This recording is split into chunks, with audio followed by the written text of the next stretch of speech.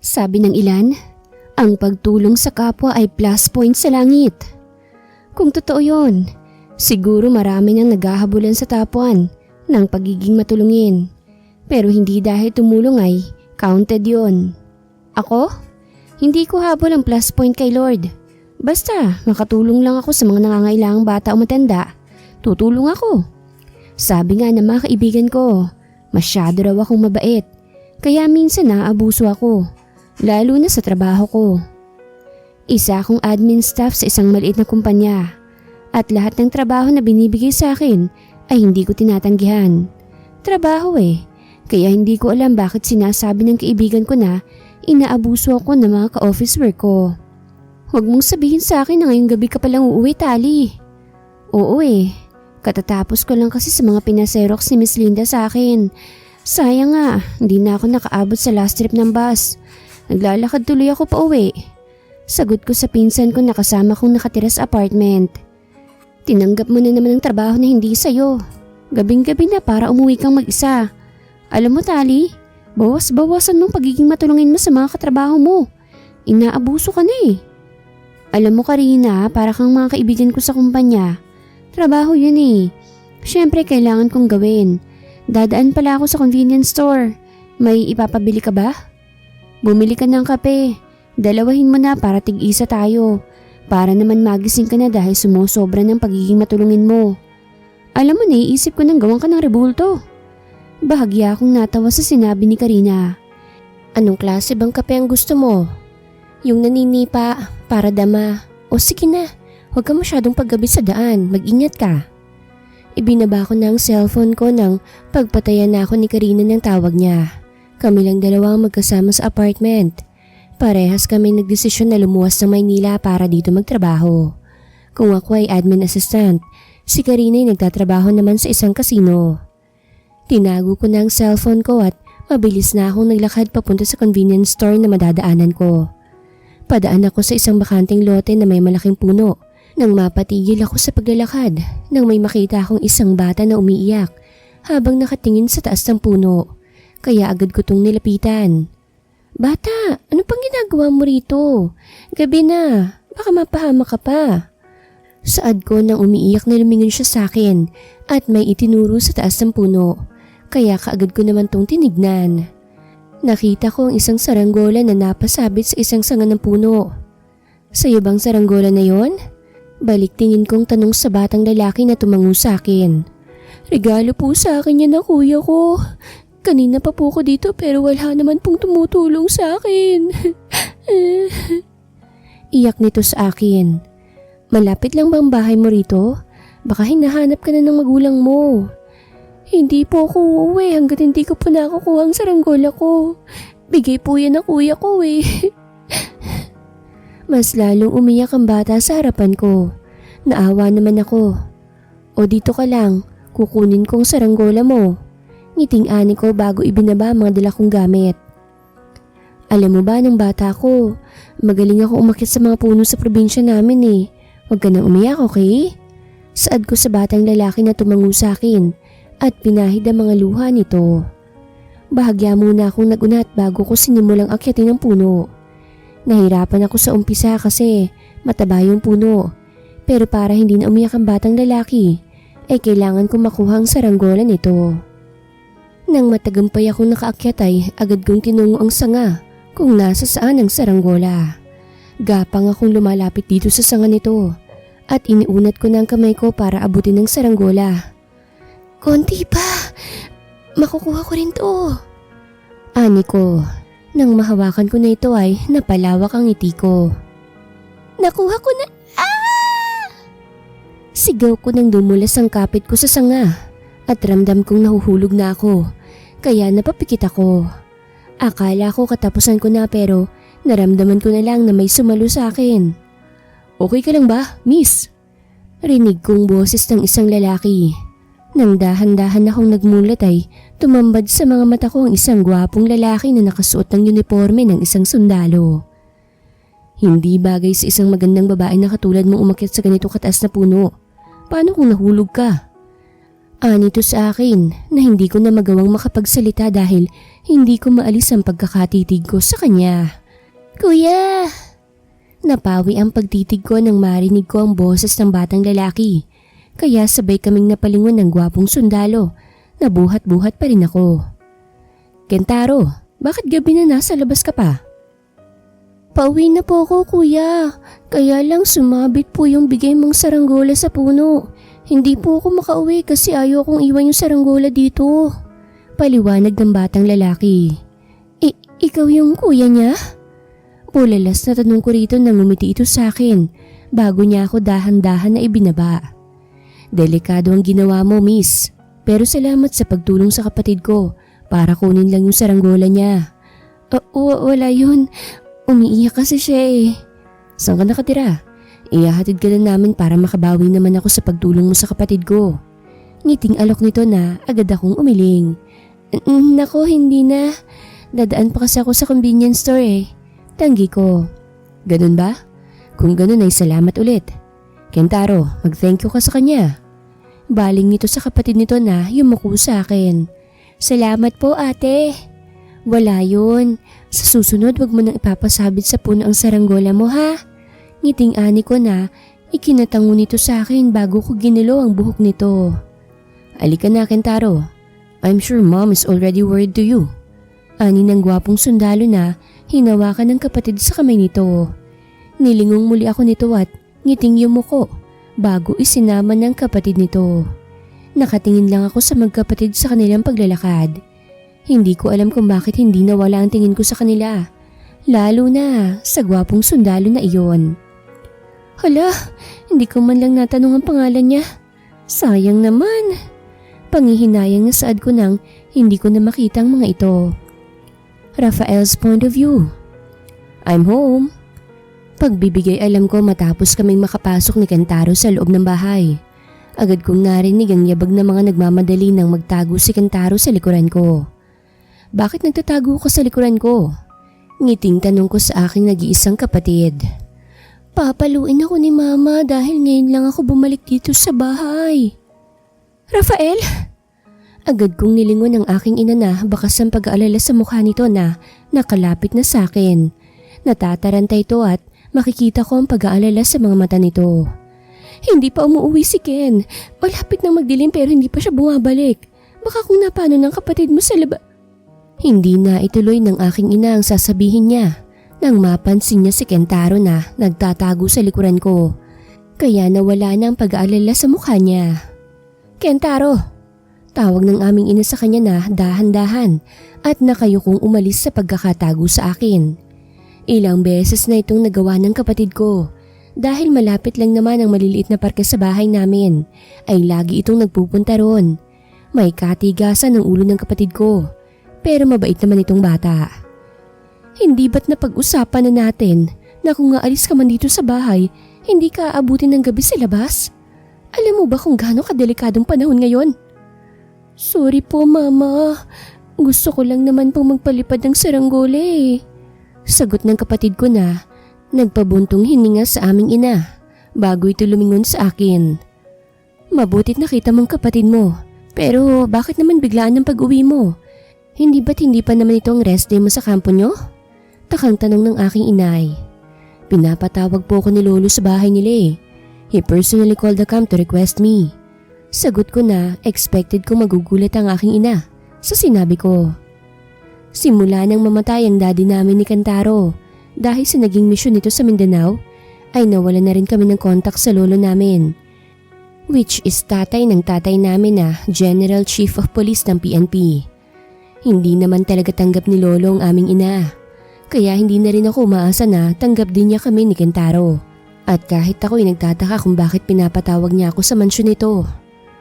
Bakit ka kaya gusto makausap ng iyong lolo? Tanong ng aking ina na alam kong kahit siya'y nagtataka. Wala rin po akong ideya. Pumunta lang po ako dito para dalawin kayo.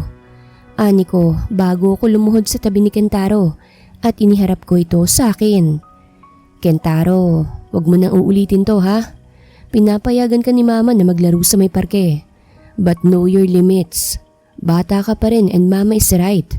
Delikadong paligid ngayon. And look what almost happened. May isang mabait na babae na muntik nang masaktan para maibalik lang sa yung saranggola mo. Ani ko. Really? Did that woman hurt herself? Nag-aalalang tanong ng aking ina. Nangiting inilingan ko. She's fine. It's good na dumating ako, kaya nasalo ko siya. Sorry kuya. Sorry po mama. Hindi na po mauulit. Sambit ng kapatid ko na ginaluang buhok niya bago ko tumayo. Dito ako magdi-dinner since bukas pa ako pinababalik sa kampo. Pupuntahan ko lang po si Lolo. Paalam ko bago hinalikan ng aking ina sa kanyang pisngi bago ako lumabas ng bahay. Pumunta ako sa maliit naming garahe para kunin ang motor ko. Nang mamatay ang aking amay, pinili naming mamuhay ng simple. Naitaguyod kami ng aming ina hanggang makagraduate ako at makapasok sa military para ipagpatuloy ko ang legacy ng tatay ko. Nang makuha ko ng motor ko sa garahe ay sumakay na ako at umalis na. Kalahating oras ang naging biyahe ko nang makarating na ako sa malaking mansyon ng lolo ko. Ito ang unang pagkakataon na makakatungtong ako sa mansyon nito. Hindi ko alam kung anong pakay niya pero dahil ama siya ng aking ama ay pinagbigyan ko lang siya sa gusto nito. Agad akong hinatid ng isang tauhan ni Lola sa opisina nito. Kumatok ito sa pintuan upang ipaalam ang pagdating ko. General, narito na po si Captain Lieutenant Valierma. Papasukin mo na siya. Rinig kong sagot ng isang istriktong boses mula sa loob ng opisina nito. Binuksan ng tauhan nito ang pintuan. Inayos ko muna ang sarili ko bago ko pumasok sa loob. Ito ang unang beses na makikita ko siya at hindi ko alam kung ano bang dapat kong iakto sa harapan nito.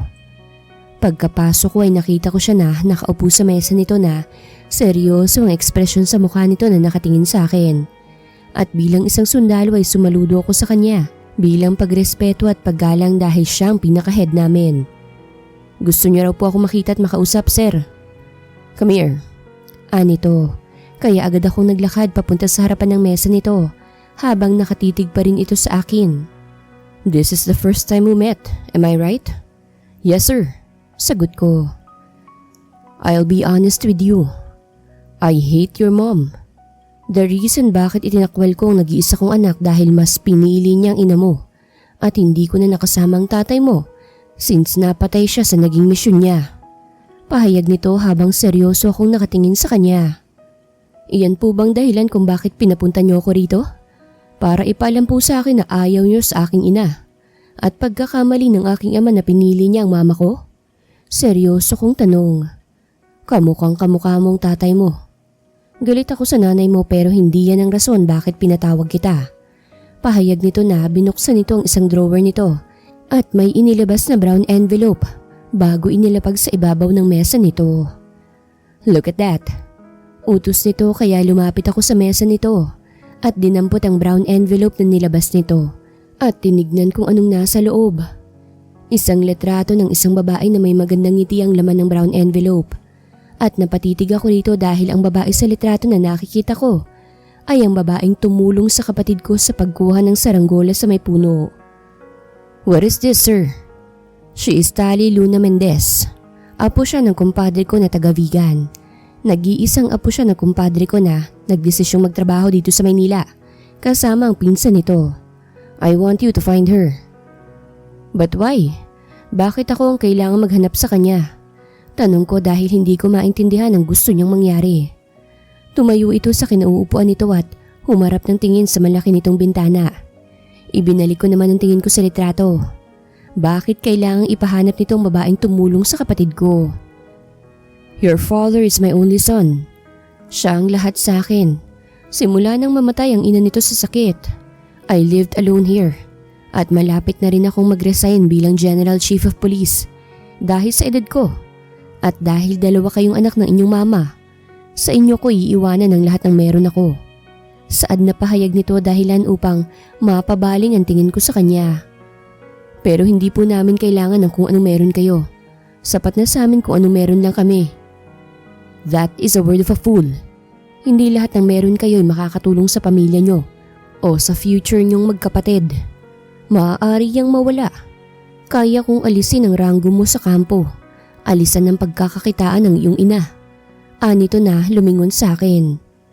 What is this all about, General Valierma? Seryosong tanong ko dahil may laman lahat ng sinasabi nitong banta para sa akin. Find a girl and marry her. Kung susundin mo ang gusto kong mangyari, I'll give everything I have to you and to your little brother. And I'll assure you na wala akong gagawin sa iyong ina. Pahayag na sagot nito sa akin na nagpakuyom sa dalawa kong kamay. This is the first time I met my father's father. And right now, I'm regretting seeing him dahil pakiramdam ko wala akong karapatang sumuway sa gusto niyang mangyari. Tali's point of view. Malakas akong napabahing habang naguhugas ako ng plato dahil katatapos lang naming kumain ng dinner ni Karina. Kaya hindi ko sinasadyang mabitawan ang hawak kong babasagin na baso dahilan upang malaglag ito sa sahig at mabasag. Anong nangyari? Pagsilip sa akin ng pinsan ko. Nabitawan ko yung baso eh. Sa tingin ko may mga taong pinag-uusapan ako. Ngiting ani ko na naglakad palapit sa akin si Karina. Walang ganun, Tali. Sadyang minsan clumsy ka talaga. Kung tapos ka na maghugas, ako nang bahalang maglinis nito. Magpahinga ka na. Salamat, Karina. Ngiting ani ko.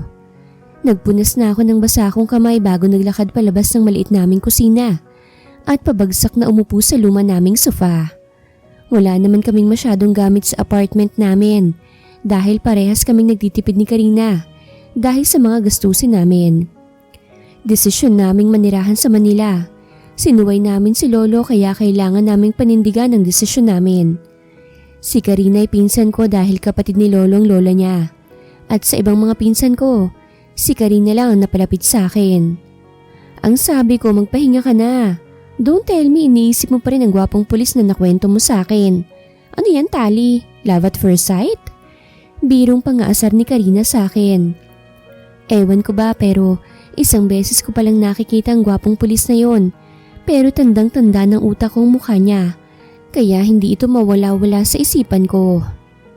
Sa tingin mo na love at first sight ako, hindi na kasi siya nawala sa isip ko. Baliw! Walang pag-ibig na umuusbong sa isang beses lang na pagkikita. Baka hindi ka lang makamove on kasi gwapo yung pulis na yon. Saad ni Karina na matapos malinis ang nabasag kong baso, ay nagtungo siya sa sala at umupo sa tabi ko. Huwag kang ma-fall sa lalaking sinalo ka lang sa muntikan mo ng pagkakalaglag sa puno. Baka pag nahulog ka sa lalaking una mo palang nakita, baka hindi ka naman niya saluhin. Tsaka sa lawak ng syudad na to, baka malabong makita mo pa ulit siya. Wika ni Karina sa akin na masasabi ko namang tama ang huli niyang sinabi. Siguro nga tama ka, hindi lang talaga siya mawala sa isipan ko eh. Ani ko na natawa ko nang guluhin ni Karina ang buhok ko na para bang niriritwal na mawala ang pag-iisip ko sa gwapong pulis na yon. Nagkulitan kaming dalawa hanggang magpasya na kaming matulog. Kinabukasan, maaga akong nagising at nagluto ng almusal namin ni Karina. Mas maaga akong umaalis sa apartment dahil maaga ang call time ng trabaho ko. Nang ready na ako para pumasok ay umalis na ako. Dahil nga sa nagtitipid ako ay lalakarin ko na lang ang daan papunta sa bus station. Hindi naman sa tinitipid ko ang sarili ko. Sadyang bawat sentimo ay mahalaga. Lalo pa kung kaya ko namang lakarin ang bus station. Naglalakad ako habang dinadama ang hangin sa umaga. Natigilan lang ako nang mapatapat ako sa parke kung nasaan ang puno na inakyat ko para kunin ang isang saranggola. Bahagya akong napangiti nang maalala ko ang gwapong pulis na yon. Siguro nga ay na-love at first sight ako sa kanya. Dahil kung hindi, ano namang tawag sa ganitong pakiramdam na hindi mawala-wala sa isipan kong lalaking yon? Always ka bang dumadaan sa parke na ito? Rinig kong tanong ng isang baritonong boses sa akin na bahagya akong ngumiti at tumango. Oo, pero ngayon lang ako tumigil para tignan ng Natigil ako sa sasabihin ko at mabilis akong lumingon sa instant kausap ko ng manlaki ang mga mata ko kung sino ang nasa likuran ko. Gulat akong natigilan sa kinatatayuan ko habang nakatingin sa kanya na malawak ang ngiti na ibinigay sa akin. Hindi ko akalain na makikita ko ulit siya. Ang gwapong pulis na hindi na nawala sa isipan ko. Ikaw? You remember me? Akala ko hindi mo ako matatandaan. Ngiting saad nito sa akin. Hindi tulad kahapon ay nakasuot ito ng simpleng damit. Ibang dating niya kapag naka-uniforme na pang pulis. Pero ang gwapo niya pa rin. Pwede ba tayong mag-usap, miss? Actually, kanina pa ako nagbabaka sakali na makita kitang dumaan dito. I'm Rafael, by the way. And your name is? Tali. Tali ang pangalan ko. Agad na sagot ko na, inilahad ko ang kamay ko sa harapan niya na ngiting nakipagkamay naman siya sa akin. Nice to know you, Tali. So, pwede ba kitang makausap? Aning alok nito na wala sa sariling napatango ako sa kanya. Hindi ko na naisip na pwede ako malate sa trabaho ko. Sumama ako sa kanya sa isang coffee shop, hindi kalayuan sa may parke. Sumama ako sa kanya na hindi ko man lang naitatanong kung bakit niya ba ako gustong makausap. Dahil kaya sa pagkakaligtas ko sa kapatid niya? Bakit mo pala ako gustong makausap? Tungkol ba sa kapatid mo? Masaya naman akong natulungan kong kapatid mo. Sanay naman ako umakyat sa puno. Nagkataon lang na nadulas ako sa pagkakakapit ko. Pwede mo ba akong pakasalan? Putol nito sa sasabihin ko na nakailang kurap ako ng aking mga mata sa aking narinig mula sa kanya. Tama ba yung narinig ko? Ah? Kasal? Ako? At ikaw? Ani ko na nagawa pang ituro ang sarili ko at siya naman ay napabuntong hininga. Yeah. Hindi pa natin gaanong kakilala ang isa't isa. This is the second time we met at alam kong asking you on marriage is not appropriate when both of us are strangers to each other. But I'm asking you this marriage because I need to and I have to. Pahayag nito na bahagya akong naguluhan sa mga sinasabi niya. Sandali lang ha, hindi ko kasi talagang maintindihan. I'm sorry, susubukan kong ipaliwanag sa iyong sitwasyon. My grandfather is a friend of your grandfather. And he wants me to marry the only grandchild of his friend, which is you. Seryosong sagot nito sa akin na nagbigay gulat sa akin. Ano? You mean, pinagkakasundo tayong ipakasal ng mga lolo natin? Sambit ko na tumango siya sa akin. Mabilis kong kinuha ang cellphone ko at mabilis na hinanap ang number ng aking lolo na nakablock sa list ko dahil ayokong tawagan niya ako. Agad kong inalis sa blacklist ang number ng lolo at agad ko siyang tinawagan. Sandali lang ah. Ani ko kay Rafael na bahagyang nginitian ako ng sagutin na ni lolo ang tawag ko. Lol, now you called me little brat? Matapos mong i-block ang number ko at suwayin ang patakaran ko na hindi ka aalis ng mansyon, ay ikaw ang bigla-biglang tatawag sa akin. Hindi naman ganyan kapasaway ang mga magulang mo noon. Pero bakit ikaw? Sabihin niyo nga sa akin, lolo. Are you planning an arranged marriage for me with your friend's grandson? Balik putol ko sa paninermo ni lolo sa akin nang matigilan ito sa kabilang linya ng ilang segundo. How did you know about that? Hindi na mahalaga kung paano ko nalaman, lo. Totoo ba? Tanong ko nang marinig ko siyang napabuntong hininga. Yes, kaya nga hinihigpitan kitang umalis sa mansyon upang hindi ka makakilala ng kung sino-sinong lalaki. Dahil pinagkasundo na kitang ipakasal sa apo ng kaibigan ko. Kaya kung ayaw mong gumawa ako ng paraan para mapaalis ka sa trabaho na pinapasukan mo ngayon, bumalik na kayo ni Karina dito sa probinsya. Hindi ko tinapos ang sasabihin ng lolo nang pagpatayan ko na siya ng tawag. Hindi ako makapaniwala na ipinagkasundo talaga ako ni lolo para ipakasal. Dahan-dahan kong nilingon si Rafael na nakatingin sa akin. Kung ganon, inaaya niya ako magpakasal dahil pinagkakasundo kami. Kahapon ko lang din nalaman ang tungkol dito.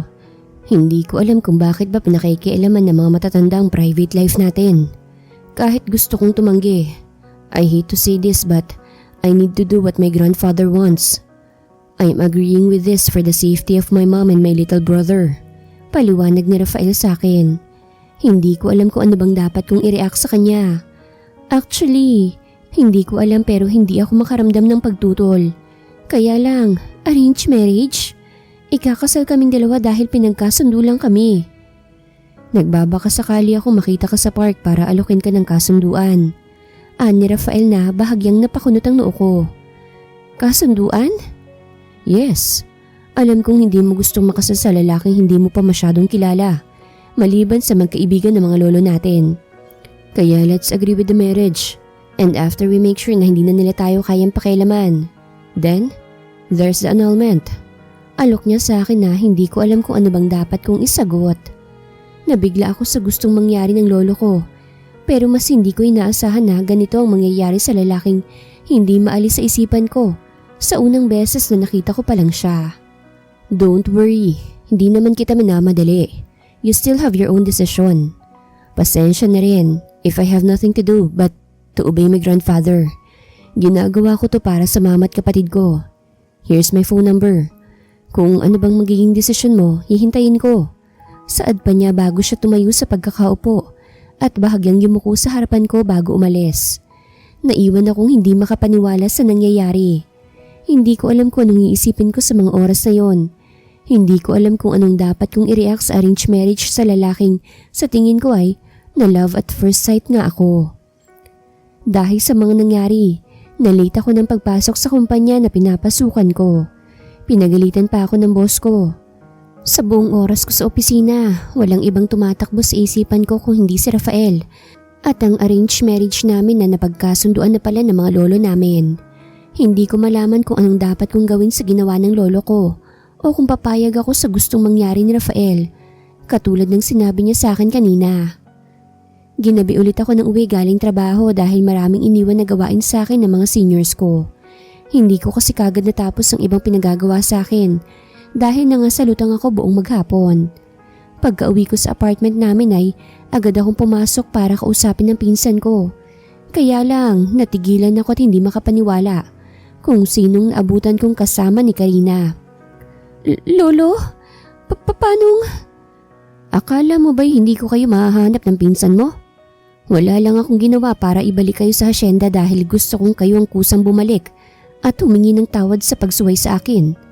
But now that you already know about your marriage with my compadre's grandson, susunduin ko na kayo ni Karina. Putol na saad sa akin ng aking lolo na kita ko ang gulat sa mukha ni Karina sa narinig nito. Arranged marriage?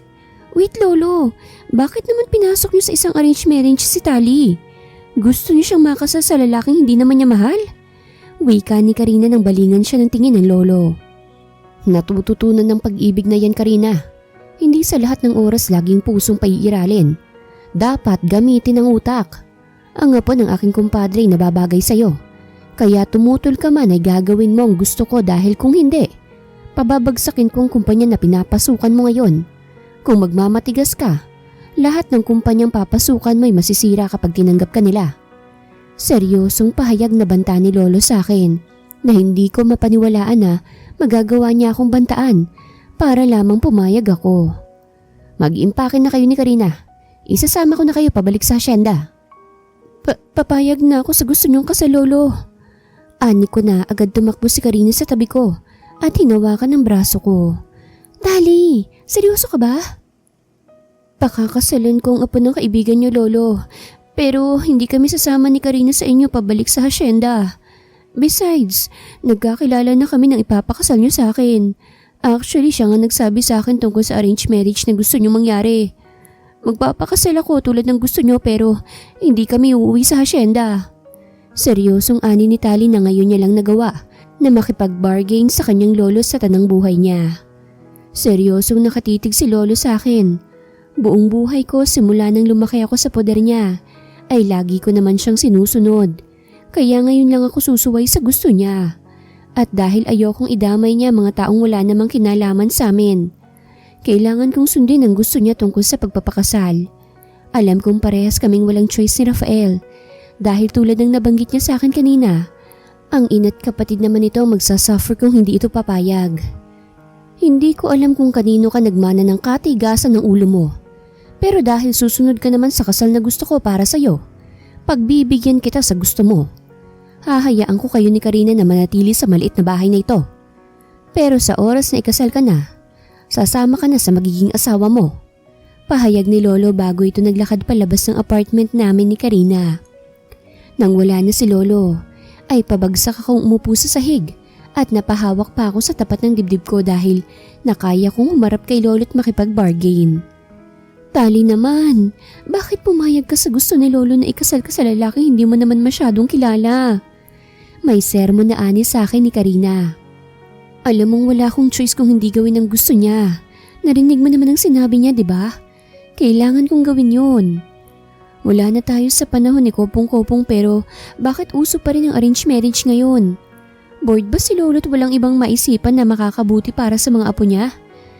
Teka, sabi mo nagkakilala na kayo ng lalaking ipapakasal sa'yo. Saan mo naman siya nakilala? Tanong ni Karina sa akin. Yung gwapong lalaking kinuwento ko sa'yo kahapon. Yung sumalo sa muntikan ko ng pagkakahulog sa puno. Siya yung apo ng kaibigan ni Lolo na kailangan kong pakasal. Ano? Gulat na bulalas ni Karina na nagpabuntong hininga sa akin. Ayoko sa arranged marriage dahil hindi naman lahat ng sapilit ang pinapakasal ang nagiging maayos. May iba na hindi nag-work out. Pero dahil nauna ko nang nakausap si Rafael tungkol dito, pakiramdam ko magiging okay ang lahat, lalo na't may plano na ito. Pinaliwanag ko kay Karina ang tungkol sa arranged marriage at kay Rafael. Binalaan pa ako ni Karina na kung sasang-ayon ako sa kasunduan ni Rafael, ay kailangan maging maingat ako na hindi mahulog dito. Dahil ako raw ang masasaktan sa huli pag may feelings akong nabuo sa magiging arrangement namin.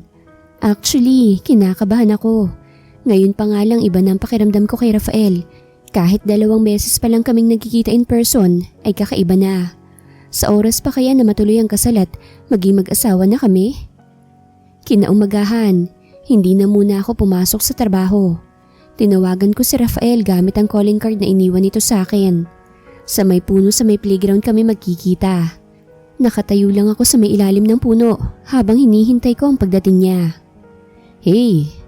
Agad akong napalingon kay Rafael na bagong dating lang.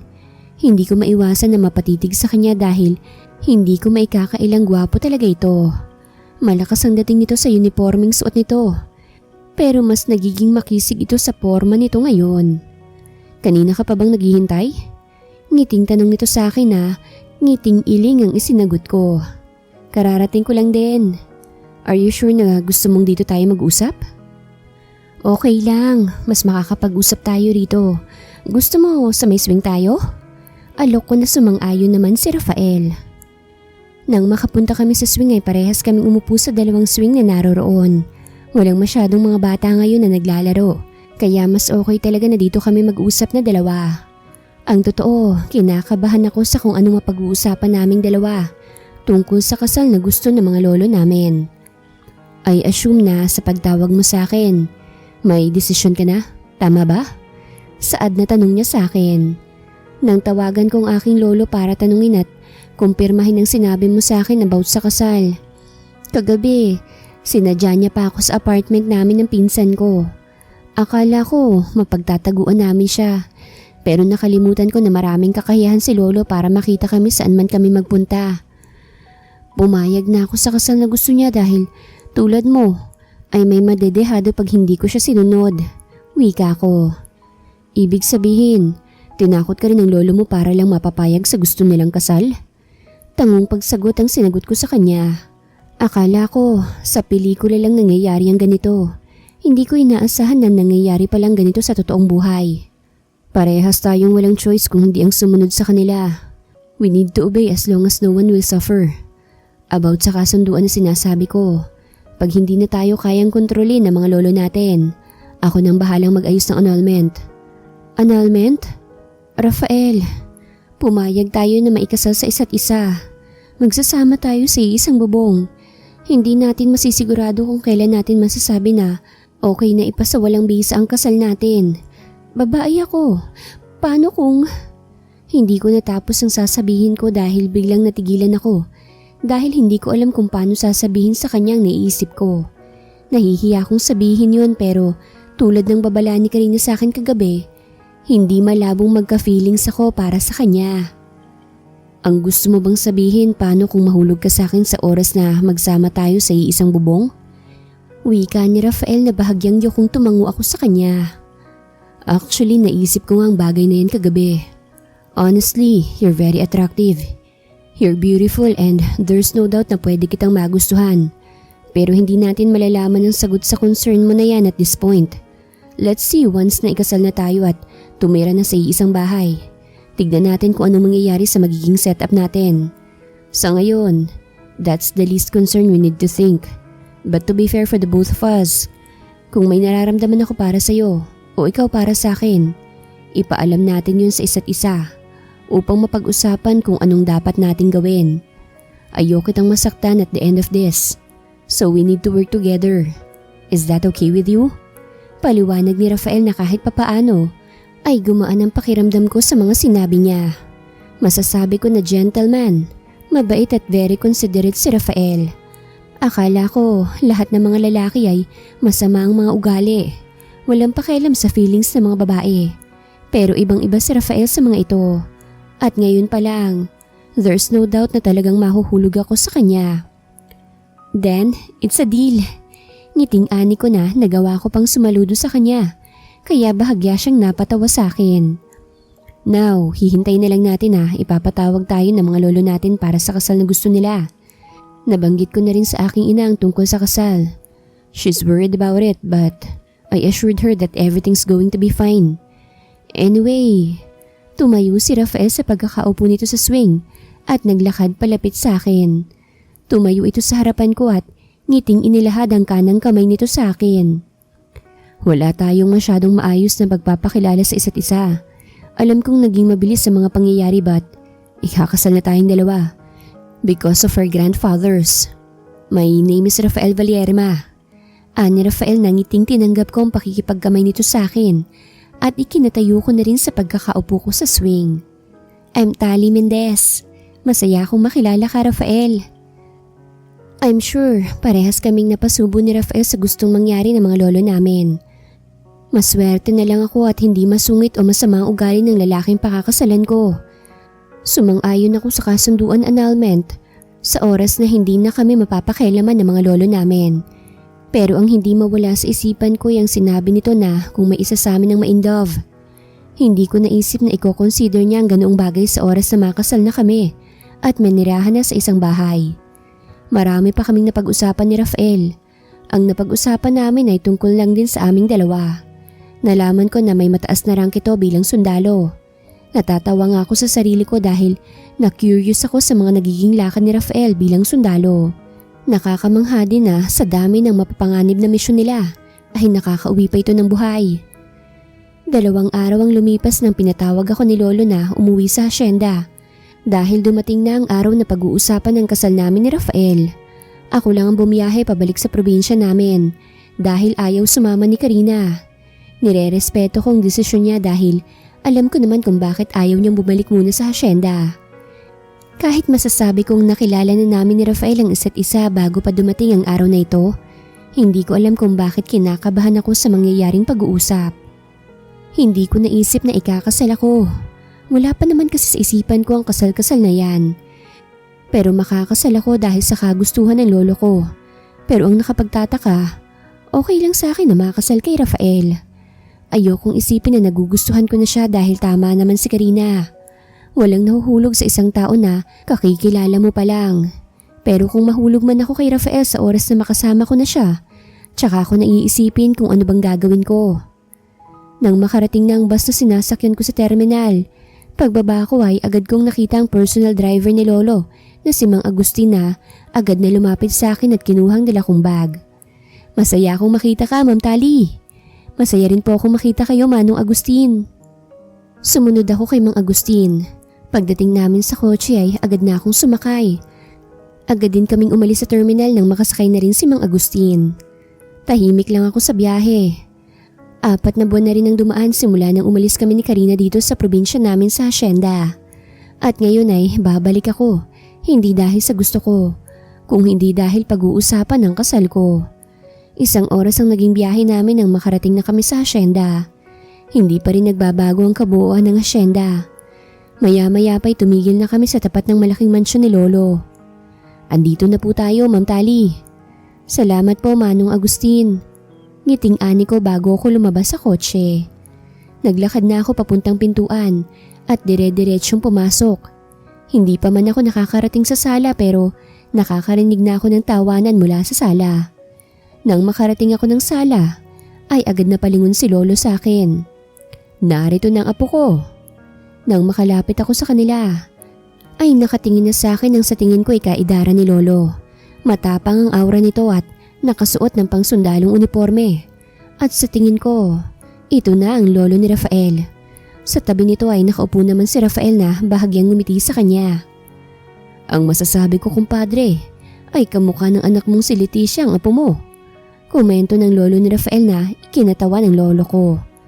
Hindi ko itatanggi yan, kaya nga ang apo kong ito ang pinakapaborito ko dahil nakikita ko si Leticia sa kanya. Saad ng lolo ko bago ako naglakad paupo sa tabi niya. Nagsimula ng pag-uusap namin tungkol sa kasal. Ang lolo ko lang naman at lolo ni Rafael ang nag-uusap. Nakikinig lang kaming dalawa. Nang matapos ang pagpaplano, nagkaroon na ng date ang kasal namin at sumang-ayon lang kaming dalawa. After ng pag-uusap namin, sinabihan kami na hindi kami po pwedeng magkita muna ni Rafael bago ang kasal. Pamahiin daw. Hindi naman talaga kami masyadong nagkikita ni Rafael. Sa makalawa na ang kasal namin ni Rafael at talagang pinaghahandaan yun ng mga matatanda. At dahil mabilis lang lumipas sa mga araw, hindi ko na malaya na bukas na ang kasal namin ni Rafael. Simula nang mag-usap ang mga lolo namin, hindi talaga kami nagkita para mag-usap sa mga mangyayari. Nasa kwarto lang ako. Umuwi din si Karina para sa kasal ko, kahit ayaw niya talaga. Kinabukasan ay abalang lahat. Inaayusan na ako para sa nalalapit kong kasal. Kinakabahan ako. Ang bilis ng tibok ng puso ko. Matapos akong ayusan ay dumating na ang oras para pumunta na ako ng simbahan. Nasa biyahe na kami at si lolo ang kasama ko sa kotse. Apo, paaalalahanan lang kita. Sa oras na magsimula ang kasal. Naiintindihan ko po, lolo. Hindi ako gagawa ng dahilan para masira ang kasal namin. Sagot ko kay lolo na ikinahawak niya sa kamay ko at ikinalingon ko sa kanya. Alam kong maaaring masama ang loob mo dahil pinaghihigpitan kita. Kahit itong pagpapakasal sa apo ng aking kaibigan, ginagawa ko to para sa iyo, apo. Para sa kinabukasan mo.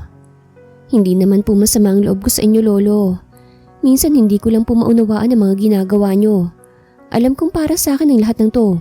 Pero lolo, lahat ng to para sa iyo. Hindi ko alam kung hanggang kailan na lang ang buhay ko. Kailangan kong makasigurado na magiging maayos. Ani ng aking lolo na parang may gusto siyang ipahiwatig sa mga sinasabi sa akin. Mahal ko si lolo at ang sinabi niya na anumang pagkakataon ay pwede siyang mawala sa akin ay nalulungkot ako. Nang makarating na kami sa simbahan ay naging maayos sa mga pangyayari ng kasal. Marami ang dumalo. After ng ceremony ay lahat kami dumiretso na ng reception. Nagkakasiyahan ng lahat habang kami ni Rafael ay nakaupo lang sa pwesto namin. Kanina ko pa napapansin pero parang malungkot at tahimik siya. Okay ka lang ba, Rafael? Tanong ko sa kanya nang lumingon siya sa akin at bahagyang ngumiti. Ayos lang ako, huwag mo akong alalahanin. Pero kanina ka pa kasi tahimik. Dahil ba sa kasal natin? Hindi dahil sa kasal natin kaya ako tahimik. Tali, it's just that hindi hinayaan ni lolo na umattend sa kasal ko ang aking ina at kapatid. May kalungkutan na anin ni Rafael na ikinagulat ko. Ngayon ko lang na-realize na wala ang kanyang ina at kapatid na si Kentaro. Pero bakit? Bakit naman pinagbawalan silang pumunta sa kasal natin? Tanong ko nang lingunin ni Rafael ang lolo niya na masayang nakikipagkwentuhan sa lolo ko. Gusto mo bang puntahan natin sila? Ani ko nang lingunin ako ni Rafael. Ha? Ang sabi ko kung gusto mo bang tayo ang pumunta sa mama mo. Gusto ko din kasing makilala siya ngayong kasal na tayo. Ngiting-ani ko sa kanya na malawak na ngiti ang ipinakita niya sa akin. Habang abala ang mga bisita, ay palihim kaming umalis ang reception. Nang makalabas kami ay agad kaming sumakay sa kotse at umalis sa lugar na yon. Nang makarating kami sa bahay ng nanay ni Rafael, ay nagulat ito sa amin. Anong? Ma, pinapakilala ko po sa inyo si Tali, ang asawa ko po. Pagpapakilala ni Rafael sa akin sa kanyang ina na biglang ikinakabog ng dibdib ko nang tawagin niya akong asawa. Oo nga at kasal na kami pero nagpakasal lamang kami at naging mag-asawa para pagbigyan ng aming mga lolo. At hindi naman ito magtatagal pag naging okay ng lahat at hindi na kami mapapakailaman ng aming mga lolo. Hello po, kamusta po kayo? Bati ko sa ina ni Rafael na napalingon sa akin. Ikaw si ate na umakit sa puno para kunin ang saranggola ko ah. Kung ganun ate na talaga kita? Saad ng kapatid ni Rafael sa akin na si Kentaro na ikinangiti ko sa kanya. Masaya akong makita ka ulit. Anak, hindi magugustuhan ng iyong lolo na umalis ka sa kasiyahan na para sa inyo. Saad ng ina ni Rafael. Hindi ako masaya na wala kayo sa araw ng kasal ko. I really did what he wants me to do. Hindi na niya ako kailangang pagbawalan ngayon. Iha, pasensya na po sa desisyon ng mga lolo namin. Alam ko po na ang isang magulang ay ayaw malagay sa sitwasyon ng kanilang mga anak na mahihirapan po ito. Nakapag-usap naman po kami ni Rafael bago po kami maikasal na pag okay na po ang lahat, ay may annulment naman po. Hindi mo naman kailangan humingi ng pasensya, Iha. Alam ko namang wala ka ring magagawa kung hindi ang sumunod. Halika kayo sa loob. Sa tingin ko ay may damit ako na magkakasya sa'yo. Ngiting ani ng ina ni Rafael. Naging masaya ang pagstay ko sa bahay nila Rafael. Napakabait ng kanyang ina at napakakulit ni Kentaro. Wala na akong mga magulang kaya nakakatuwang panoorin sila Rafael. Nang matapos ang isang araw na pagsistay namin sa bahay ng ina ni Rafael ay umalis na rin kami para puntahan ang bahay na ibinigay sa amin ng lolo ni Rafael. Nang makarating na kami roon ay masasabi kong napakalaki nito para sa aming dalawa. Baka nga mawala pa kami. Now, magsasama na talaga tayo sa iisang bahay. Please take care of me. Ngiting ani ni Rafael sa akin bago nito hinawakan ang dalawang kamay ko. Sigurado kong parehas tayong maninibago at mag-a-adjust sa setup natin. Pero I hope, natatandaan mo pang naging usapan natin sa may playground. Natatandaan ko, huwag ka mag-alala. Sa oras na mahulog ako sa'yo sa mga araw na magkasama tayo dito, sasabihin ko kagad sa'yo, saad ko. I will do the same. As I said, let us see kung anong pwedeng mangyari ngayong kasal na tayong dalawa. Sa mga nagdaang araw ng pagsasama namin ni Rafael ay para lang kaming magkaibigan, walang ilangan. Minsan ay dinadalaw kami ng lolo niya at minsan ay ng lolo ko. Lumipas ang ilang linggo nang dumating ang araw na kailangan nang bumalik ni Rafael sa kampo. Naging okay naman sa akin yun pero 1, 2, 3, 4 na araw na ako lang nasa bahay. Bigla akong namiss si Rafael. Nakaramdam na ako ng pagkalungkot. Hindi ko alam kung bakit. Umalis ako sa bahay para bisitahin si Karina sa apartment namin dati. Hindi na ako bumalik sa trabaho ko. Iyon din kasing napag-usapan namin ni Rafael. At anong ginagawa mo dito sa apartment ko, Mrs. Valierma? Tanong ni Karina sa akin na agad kong ikiniyakap sa kanya. Bakit parang hindi mo naman ako na-miss, Karina? Dinalaw na nga kita na-miss na kita. Paglalambing ko sa kanya. Oy, kamusta naman ang buhay may asawa? Magkakapamangkin na ba ako? Karina, mag-asawa kami ni Rafael, oo, pero hindi namin gagawin ang iniisip mo dahil maghihiwalay din naman kami. Ani nang hawakan ni Karina ang mukha ko. Sandali, bakit biglang nalungkot ka nang sabihin mong maghihiwalay din kayo, ha? Hindi Anong hindi? Teka nga, wag mong sabihin sa akin na gusto mo ng asawa mo, ha? Umamin ka nga sa akin, mahal mo na? Ani Karina na hindi ko alam bakit hindi ako makatanggi sa sinasabi niya. Mahal? Mahal ko na si Rafael? Anong aaminin ko? Siguro nga nalulungkot ako kasi naging malapit kaming magkaibigan ni Rafael. Parang hindi naman. Tsaka kaibigan lang ba talaga? Aminin mo, mahal mo na no? Muling tanong ni Karina sa akin na hindi ko alam kung anong sasabihin ko. Hindi ko alam, Karina. Nang makilala ko si Rafael noong masalo niya ako sa puno, doon pa lang bigla nang kumabog ang puso ko. Nang malaman kong ikakasal ako sa kanya, ewan ko ba pero parang walang pagtutulak kong nararamdaman. Paano ko malalaman kung mahal ko na nga siya? Tanong ko kay Karina na kahit siya, hindi masabi ko anong gagawin ko. Wala kaming ibang pinag-usapan ni Karina kung hindi ang tungkol sa nararamdaman ko kay Rafael. Hapon na nang bumalik ako pauwi sa bahay namin. Nang pagbalik ko ay natigilan ako nang makita ko si Lolo at Lolo ni Rafael na naghihintay sa may sala. Mabutit na kabalik ka na. Seryosong ani ng Lolo ni Rafael na ikinalapit ko sa kanila. Bakit po? Bakit po kayo naririto? Apo, binabawi na kita. Simula ngayon, ang kasal ninyo ni Rafael ay hindi ko natatanggapin. Aasikasuhin ko ng papel para sa annulment nyo. Ayokong makabit ang apelido nila sa'yo. Halika na. Ani Lolo na ikinagulat ko. Naguguluhan ako sa nangyayari. Ilang linggo pa lang simula nang ikasal kami ni Rafael kaya't bakit biglang paghihiwalay naman kami bigla? Teka lolo, hindi ko nauunawaan. Bakit kailangan naming ianal ni Rafael ang kasal namin? Dahil ayokong mahaluan ng traidor ang pamilya ko. Ialis mo na ang apo mo sa pamamahay na ito. Ani ng lolo ni Rafael nang hawakan na ng lolo ko ang kamay ko at hilahin ako palabas ng bahay. Teka lolo, ano bang nangyayari? Patawad apo dahil pinasok kita sa ganitong sitwasyon. Ani lolo nang maisakay na niya ako sa kotse niya. Naguguluhan ako lolo.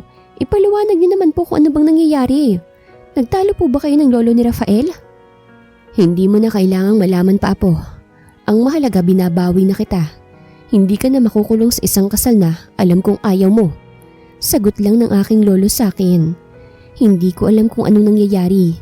Naguguluhan talaga ako kung bakit biglaan na desisyon ang ginawa ng aming mga lolo. Gusto kong tawagan si Rafael pero alam kong hindi ko siya makukontak dahil nasa kampo siya.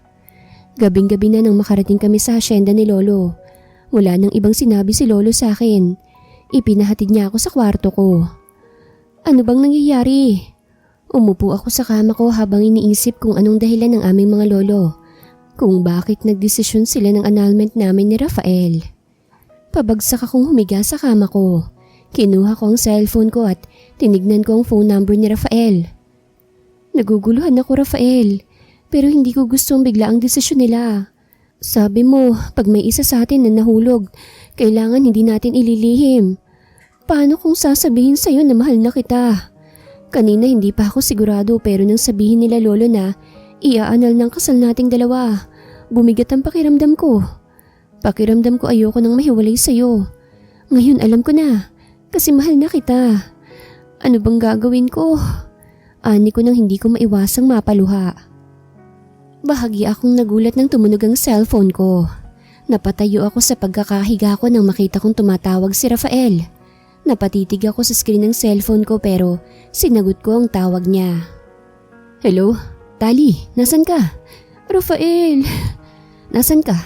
Nasa hasyenda ka ba ng lolo mo? Pupuntahan kita. Pupuntahan mo ako? Pero Rafael... I know. Pinapaanal na nila lolo ang kasal nating dalawa. Hindi ako papayag. Pupuntahan kita kung nasan ka man ngayon. Pero di ba nasa kampo ka? Paano ka makakapunta dito? Pigil ang luhang sabi ko sa kanya. Umalis ako sa kampo nang walang paalam nang itawag sa akin ni lolong ginawa niya. Pupuntahan kita. Nang mawala si Rafael sa kabilang linya, ay biglang sumaya ang puso ko. Pupuntahan ako ni Rafael. Agad akong bumangon sa kama at mabilis na lumabas ng kwarto ko. Walang ingay at tahimik lang ako naglalakad para makalabas sa mansyon. Nang magawa ko yun ay mabilis akong tumakbo patungo sa gate ng hasyenda. Nang makarating ako dun ay natutulog ang bantay sa gate. Dahan-dahan akong lumabas ng gate. Nang makalabas ako ay nagsimula na akong maglakad. Hindi pa man ako nakakalayo nang may kotse nang tumigil sa harapan ko. Namatay ang front light ng sasakyan nito bago lumabas ang nagmamaneho nito. Tali, Rafael, tawag namin sa isa't isa. Patakbo kong lumapit kay Rafael at agad na yumakap dito. Hindi ko napigilan na mapaiyak habang yakap-yakap niya. Anong gagawin natin? Ipapaanal na nila lolong kasal natin. Maghihiwalay na tayo, Rafael. Iyak ko. Hindi maaanal ang kasal natin. Hindi tayo maghihiwalay. Sambit ni Rafael nang kumalas kami sa yakapan namin. Natatandaan mo ba ang usapan natin? Napatango ako sa tinanong ni Rafael. Hindi ko makakalimutan ang napag-usapan namin dahil mahalaga yon. Habang nasa kampo ko, alam mo bang wala akong ibang naisip kung hindi ikaw? Hindi ka na nawala sa isipan ko. Namimiss ko ng asawa ko. Pinagyayabang kita sa mga handle kong sundalo. That I have a very beautiful wife. Hindi ako papayag na maanal ang kasal natin. Lalo pat, mahal na kita. Nakatitig lang ako kay Rafael habang dire-diretso ang mga luha ko. Dahil sa sinabi niya. Ako din, Rafael. Mahal na rin kita, Rafael. Namiss kita simula nung bumalik ka na sa kampo nyo. Ayoko nang mahiwalay pa sa'yo. Humihikbing iyak ko nang idikit ni Rafael ang mga noon namin bago maglapat ang aming mga labi. Ilang minutong magkalapat ang labi namin nang hawakan ni Rafael ang mga kamay ko. Hindi ko alam kung anong dahilan nila lolo para bigla nilang tayong paghiwalayin.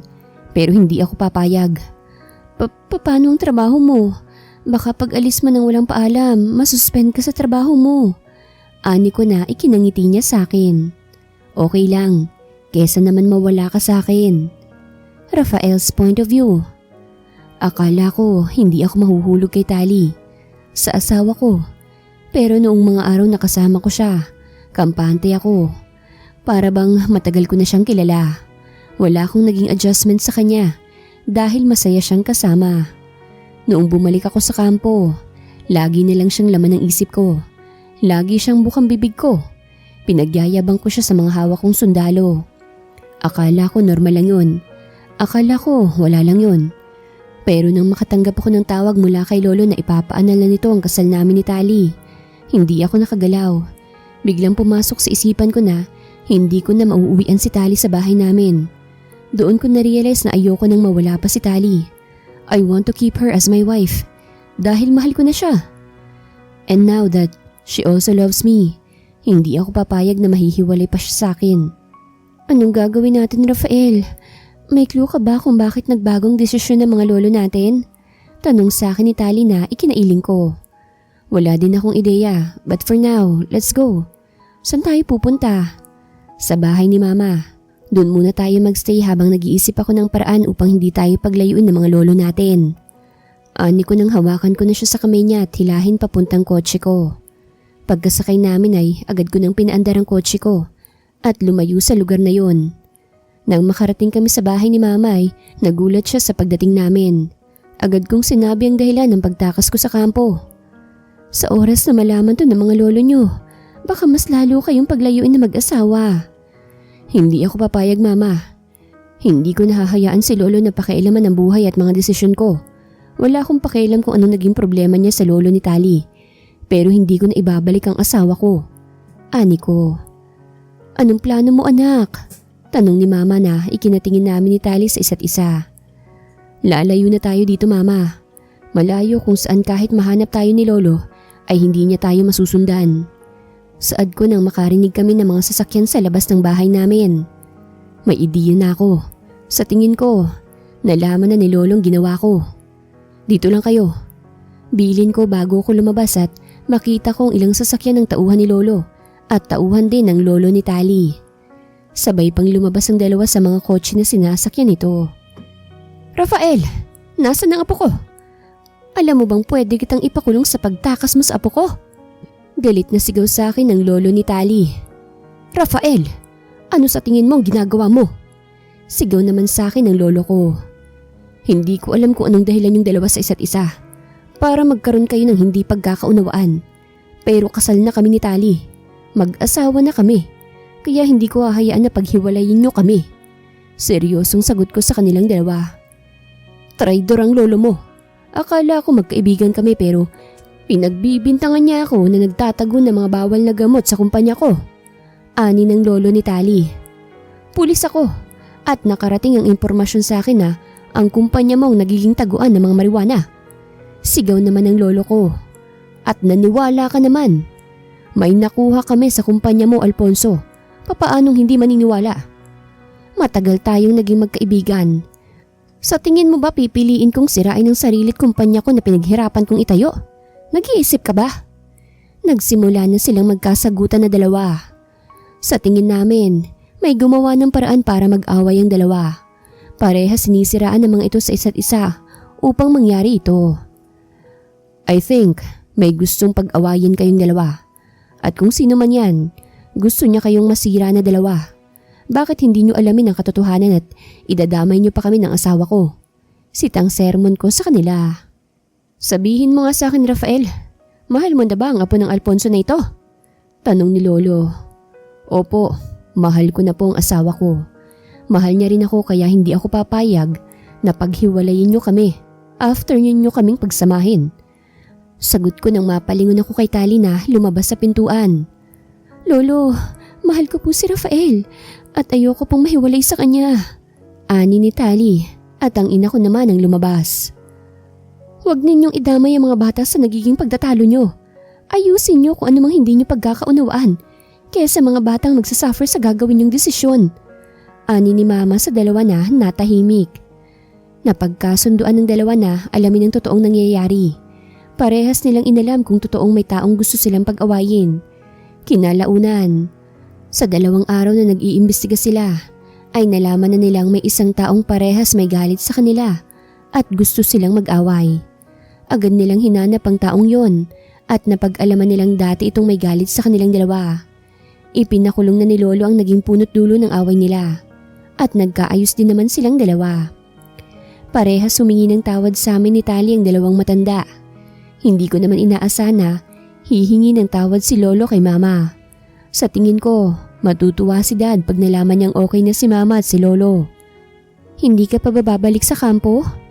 Tanong sa akin ng asawa ko habang magkatabi kaming nakahiga sa sofa sa sala ng bahay namin. Hindi na. I resigned on my job as a soldier. Hahawakan ko ang business ng daddy ko na iniwan niya sa amin. Gusto kong tumanda kasama ka at ng magiging mga anak natin. Ayokong itulad ka kay Mami na maagang nawala ng asawa. So pipiliin ko na makasama ko ng matagal ang asawa ko. Saad ko na ikinayakap ni Tali sa akin. Gusto ko yan. Kasi sa totoo lang, natatakot ako na baka hindi ka na makauwi sa akin ng buhay. Sa bawat misyon na ginagawa mo, sa bawat pag-alis mo. Ayokong tumanda nang hindi ikaw ang kasama ko. Let's go? Saan naman tayo pupunta? Naguguluhang tanong niya sa akin na ngiting hinila ko nila ang asawa ko. Isinakay ko na siya sa kotse namin. Sumakay na rin ako at umalis. Nang makarating kami sa gustong puntahan ay agad na lumingon sa akin ang aking asawa. Rafael! Dito tayo unang nagkakilala. Kung saan nasalo kita sa pagkakahulog mo sa puno. Alam mo bang para akong nakasalon ng anghel na nahulog sa langit? I told you, hindi ka mahirap mahalin at maswerte akong ipinakasal ka sa akin ng lolo ko at ng lolo mo. Pangako, pasasayahin kita. Pangako ko na kita kong napaluha ang asawa ko. Ako din, pasasayahin kita. Magiging mabuting asawa ko at ina sa mga magiging anak natin. Salamat sa pagsalo mo sa akin, Rafael. Mahal na mahal kita. Lumuluhang sambit ng aking asawa na ikinahila ko sa kanya papalapit sa akin. Mahal na mahal din kita. Let's live happily together, wife. Sambit ko bago ko siya hinalikan. I would never regret na pumayag ako sa gustong mangyari ni Lolo. Because of that, I married a wonderful woman. I will make her happy as long as I can. Pangako ko yun sa'yo. Tali's point of view. Ang pagtulong sa kapwa. Minsan hindi mo inaasahan na mahahanap mo rin ang gusto mong makasama habang buhay. Ang pagtulong ko noong araw na yun kay Kentaro, ang naging daan upang makilala ko si Rafael. Wife, ingat ka sa pagbaba mo ng hagdanan. Baka madulas kayo ng anak natin. Bilin ng asawa ko sa akin habang pababa ako ng hagdan. Nag-iingat po ako. I am 5 months pregnant now. Malapit sa ilang buwan na lumipas. Masasabi kong masaya kaming dalawa sa pamilya na bubuuin namin. Ito ang reward na natatanggap ng taong may pusong handang tumulong sa kapwa. And I received that wonderful reward na pag-iingatan ko habang buhay. Wakas.